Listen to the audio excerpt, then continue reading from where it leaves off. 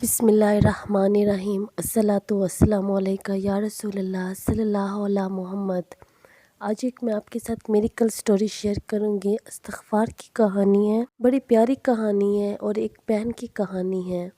یہ بہن کہتی ہیں کہ میں نے اپنی زندگی میں بہت زیادہ گناہ کیے، نافرمانیاں کیں، اور میں اتنی زیادہ چڑچڑی ہوتی تھی، ضدی ہوتی تھی۔ ہر ایک کے ساتھ میرا رویہ بالکل بھی اچھا نہیں تھا، اور میری ان عادت کی وجہ سے سب لوگ مجھ سے بہت نفرت کرتے تھے۔ میرے کوئی بھی دوست نہیں تھے، کوئی بھی مجھ سے دوستی نہیں رکھنا چاہتے تھے، اور میرے اپنے گھر والے بھی مجھ سے بہت زیادہ نفرت کرتے تھے۔ میں بہت زیادہ پریشان تھی۔ اصل میں مجھے اپنی غلطیاں نظر نہیں آتی تھی۔ میں کہتی تھی کہ سب کا رویہ میرے ساتھ ٹھیک کیوں نہیں ہے، سب میرے ساتھ ٹھیک کیوں نہیں بات کرتے۔ میں اس بات کو لے کر بہت ضد کرتی تھی، اور جو چیز مجھے پسند ہوتی اس کو میں حاصل کر کے رہتی، چاہے وہ میرے لیے اچھی ہو یا نہ ہو، بس میں اپنے ضد کو پورا کرتی تھی۔ یہاں تک کہ میرے امی ابو بھی میری اس عادت سے بہت زیادہ تنگ تھے، اور وہ میرے ساتھ بھی اتنی بات نہیں کرتے تھے، اس وجہ سے کہ میں پھر ان پر ٹوٹ پڑوں گی۔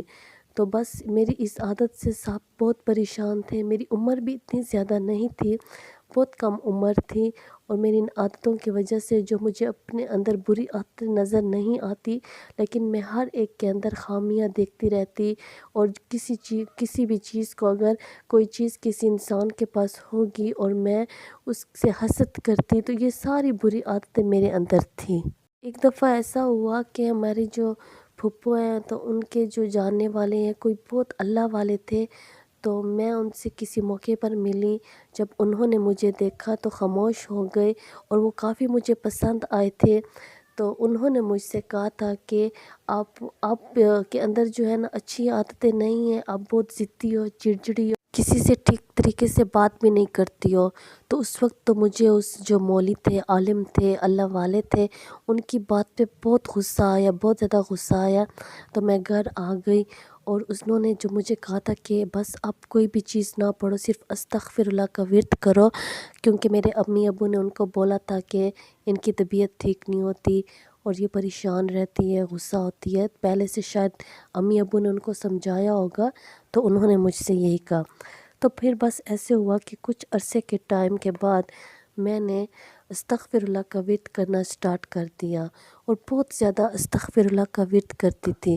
لیکن سٹارٹ میں ایسا ہوا تھا کہ جب میں استغفر اللہ کا ورد کرتی تھی، تو بس میرا دل نہیں کرتا تھا کہ میں یہ ورد کروں۔ میں نمازیں بھی نہیں پڑھتی تھی، میں اتنی زیادہ پابند نہیں تھی دین کی، لیکن جب سے بس میں نے کوشش کی کہ میں استغفر اللہ کا ورد کروں، تو اسی طرح میں نے کوشش اپنی جاری رکھی۔ الحمدللہ کچھ ٹائم کے بعد میری عادت ہو گئی، اور میں نے استغفر اللہ کو کثرت کے ساتھ ہزاروں کی تعداد میں پڑھنا سٹارٹ کر دیا، اور بہت زیادہ پڑھتی تھی۔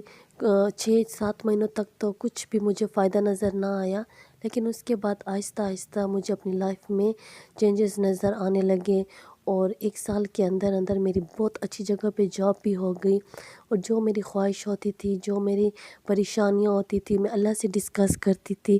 میری ساری جو خواہشیں ہوتی ہیں، جو مجھے ضرورت ہوتی، میری حاجات ہوتی، وہ سب اسی استغفر اللہ کے ورد سے پوری ہوئی ہیں۔ میری دعائیں بھی پوری ہوئی ہیں، اور مجھ سے ہر پریشانیاں ختم ہوئی ہیں۔ الحمدللہ میں بالکل چینج ہو چکی ہوں، نہ ہی میرے اندر ضد رہا، نہ ہی غصہ رہا، نہ ہی میں کسی کے لیے برا سوچتی ہوں، نہ ہی میں اپنی زبان سے ایسے الفاظ ادا کرتی ہوں جو اگلے کو تکلیف ہو۔ الحمدللہ الحمدللہ میں اپنے اندر خامیاں ڈھونڈتی ہوں کہ اس کو بھی میں اچھا کروں، چھوٹی چھوٹی غلطیاں میں اپنے اندر ڈھونڈتی ہوں کہ میں اس کو بھی ٹھیک کروں۔ استغفر اللہ پڑھنے کی وجہ سے میری زندگی میں بہت معجزے ہوئے، مجھے سب کچھ مل چکا جس کی میں خواہشمند، اور میری ساری حاجات پوری ہوئی الحمدللہ۔ استغفر اللہ کے بہت زیادہ میریکلز ہیں، بہت زیادہ اللہ تعالیٰ نے زندگی میں معجزے کیے ہیں۔ درود ابراہیمی کو بھی کبھی نہ چھوڑیں، درود ابراہیمی سے تو ایسی دوستی کریں کہ بس آپ کی سانس نکلے پھر آپ درود ابراہیمی کو آپ سے چھوٹ جائے، لیکن زندگی میں جب تک آپ کی زندگی، آپ کی سانسیں ہیں، درود ابراہیمی کو کبھی نہ چھوڑیں۔ یہ میری اپنی زندگی کا، ذاتی زندگی کا میریکلز جو ہوئے ہیں نا، اس درود ابراہیمی سے اور استغفر اللہ سے۔ بس اب ان دو چیزوں کو، ان دو استغفر اللہ اور درود ابراہیمی کا وظیفہ اپنی زندگی میں شامل کریں۔ نہ ہی کسی سے اجازت لینے کی ضرورت ہے، نہ ہی کسی سے پوچھنے کی ضرورت ہے۔